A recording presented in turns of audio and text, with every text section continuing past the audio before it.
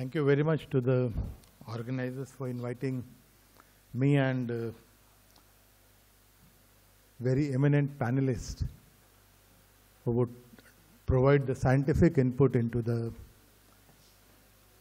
mobility sector, particularly mobility sector based on the clean energy.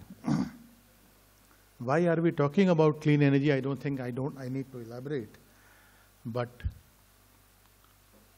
today, climate change is posing an existential threat to the humanity, and we need to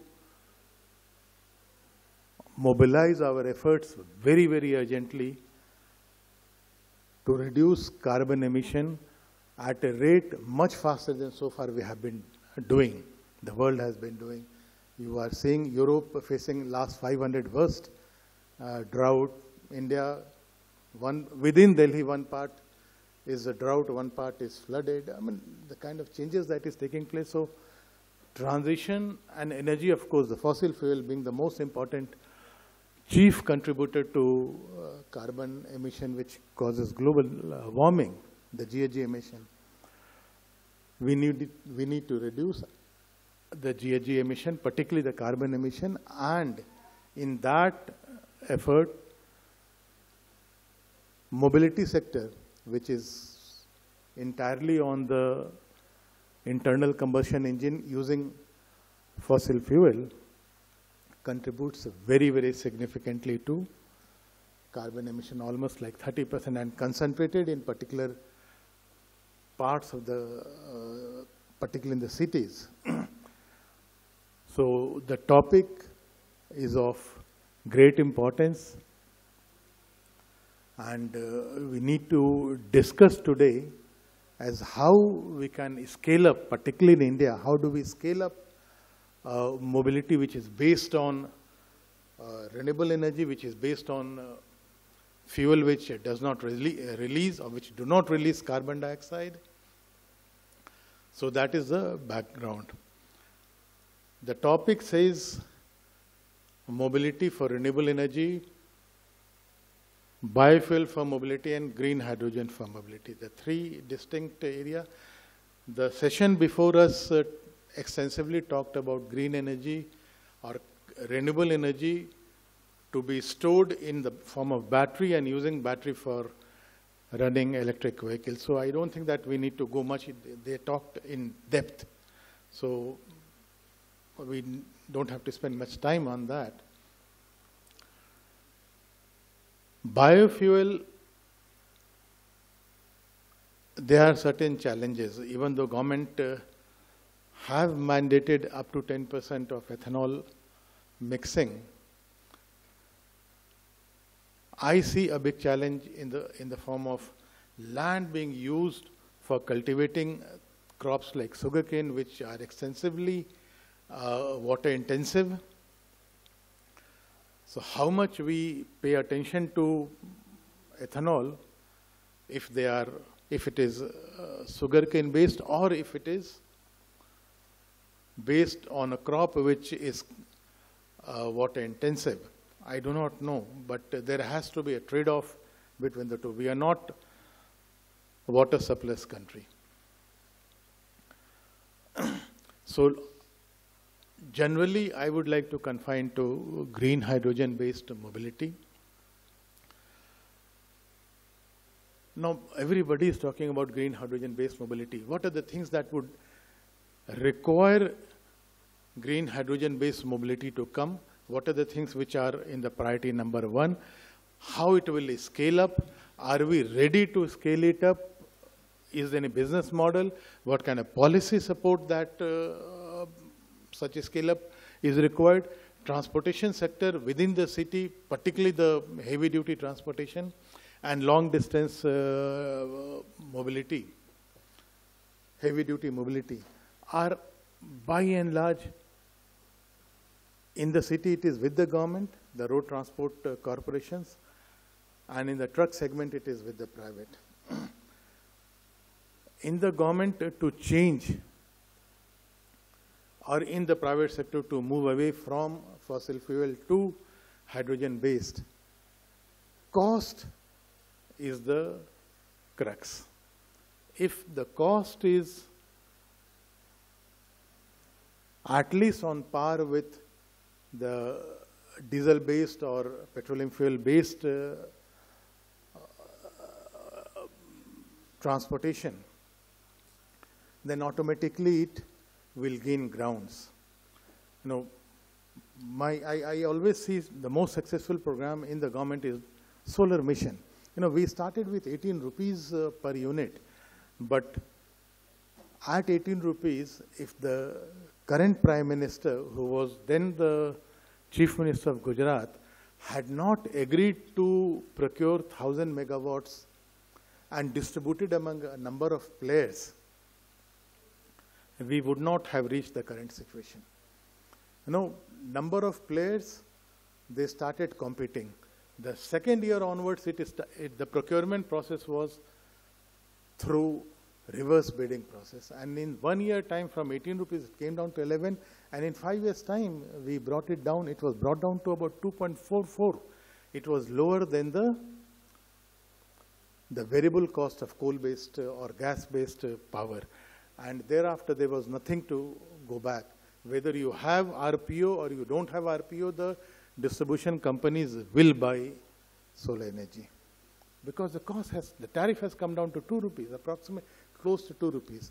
So in hydrogen, we need to follow the similar process.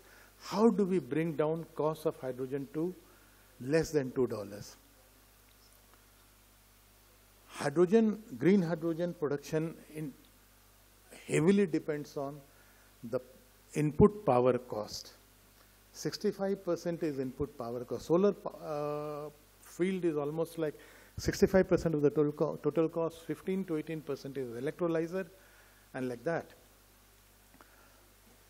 So 65% if we are able to bring down, if we are able to set solar power at say about 20 cents per watt peak, we will be able to provide less than 2 rupee power, input power to the electrolyzer, and then the hydrogen, cost of hydrogen will be less than 2 rupees.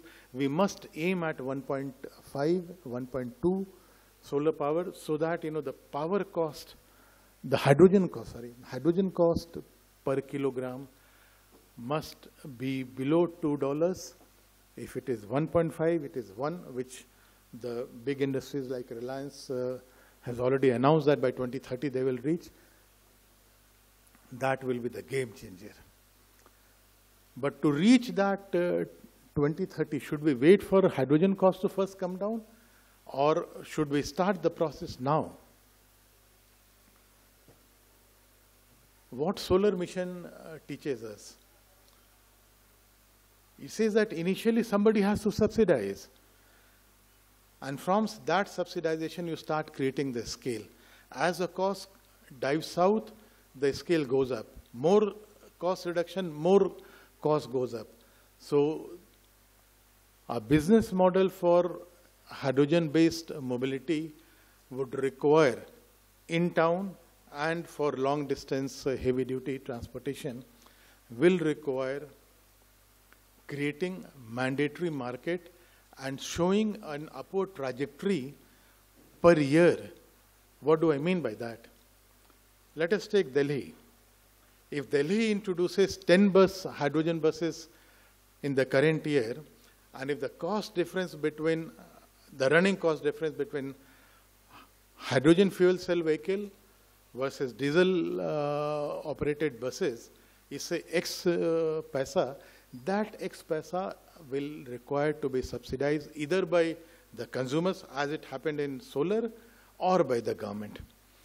Second year, the trajectory is already for another 30 buses. So then then third year 50, then fifth 100, like that, then the private players develop interest because there is a definite market. Then manufacturing starts within the country. So we need to create a definite market. We need to create a growing trajectory. If these two happens, and third, of course, a low-cost fund. With these three, we expect that by 2030, more than 25% of the buses, more than 50% of the long distance heavy duty transportation will move to hydrogen, green hydrogen. Today we factor only the cost of running. We don't factor in the cost of health, the pollution, carbon dioxide and other pollutants that the fossil fuel burning releases. All of us know that, India is becoming one of the hotspot in terms of casualty on account of pollution. And most of these casualties are not happening in the countryside, but in the towns. So all the more important that in the town services we increase through incentive, if required in the beginning, or at least till the period when there is a cost parity. And then thereafter cost will dive down below that parity level and automatically the number will increase. So government policy, mandating market, creating a growth trajectory in demand, and government gradually giving way to players who are willing to compete on running cost basis, who are willing to compete. Giving subsidy for a bus does not drive down the cost. Giving subsidy for hydrogen will not drive down the cost. Its competition will result in innovation and cost cutting, and finally, per kilometer, running costs will reach a level where it becomes economically very viable. On comparative cost with fossil fuel, if we factor in pollution, then the cost, of course, will be much, much advantageous for green hydrogen-based buses. Any transportation system which runs for more than 200 kilometers a day, whether it is car or it is buses or it is trucks, hydrogen fuel cell is already economical. Already economical. And here the cost is stable because you are generating within the country using solar power where the 25 years cost is stable. So hydrogen production cost is stable. So you are not dependent on international fluctuation of fossil fuel. Russia attacks Ukraine, the fossil fuel price goes up dramatically. China is threatening to attack Taiwan, prices will go up. So you are independent of all these externalities. And also you achieve the goal that our Honorable Prime Minister has set for 2030, X level of reduction of carbon dioxide by 2047, which is a very, very major goal which nobody talks about. In 100th year of our independence, we should become independent of fossil fuel import. That is the Prime Minister has announced. And this particular debate today, or the panelists who are sitting here, they will tell us the route and how we can achieve that goal by 2047. It's another 25 years, which is a big time. The way cost reduction is taking place of fuel cell, of electrolyzer, of solar panel, I expect that this should happen much earlier, provided we have a proactive policy from the government, and government acts as enabler. Government has to, in the mindset, I was a government officer a few years back, but now I see from the other side of the table, government has to act as enabler. What do I mean by that? That since 100% investment is coming through the competitive route, whether by the private sector or by the public sector, or both of them are competing, you need to facilitate these investments. For that, ease of doing business, create a land bank in high solar insolation areas, ensure that you get open access low-cost open access, the distribution companies, at least for hydrogen, there has to be some cost to carbon dioxide. So at least the distribution companies within the, after interstate transmission system, the distribution company should also make it free, at least for hydrogen generation, so that the mobility sector gets hydrogen at a least cost. I see for bigger, all the major towns, till hydrogen transportation becomes scientifically and technologically cheaper, and that infrastructure comes up, we expect, and rightly so, the Power Ministry has already announced that policy, that you can generate in Rajasthan solar power from ISTS to ISS, interstate transmission system, that is PGCIL stations, to another PGCIL stations, power grid stations. Transmission will be free of cost if it is used for green hydrogen and green ammonia. From the PGCIL station, your factory, the hydrogen producing factory, you have to depend on the state network, state grid. That state grid will have to also provide that facility of free transmission of power. Every step will bring down the cost, and the cost should come to a level. Thereafter, these costs will become irrelevant. The transmission costs and all will be irrelevant. Now, in this background, are we geared up to manufacture hydrogen buses? Do we manufacture powertrain? Do we have power electronic manufacturing? Are we ready with all these? At what cost we manufacture hydrogen buses? Do we do research in fuel cell to bring down costs, or we are dependent on outside the country? Do we manufacture electrolyzer? Are we geared up to manufacture electrolyzer? Are we doing R&D to reduce electrolyzer costs? All these questions I would suggest my panelists to answer, so that by 2030 the country should have at least 20–30%, at least in the towns, all major towns, the polluting towns, which are, which have acquired a very dubious distinction of being 1, 2, 3 most polluted cities in the world. So those towns should straight away start, and long distance buses and heavy duty transportation. So with these words, I am posing these questions to the panelists, and they will, I request them to respond to these questions apart from their own views as how we accomplish the goal that has been set by the Honorable Prime Minister. Thank you very much.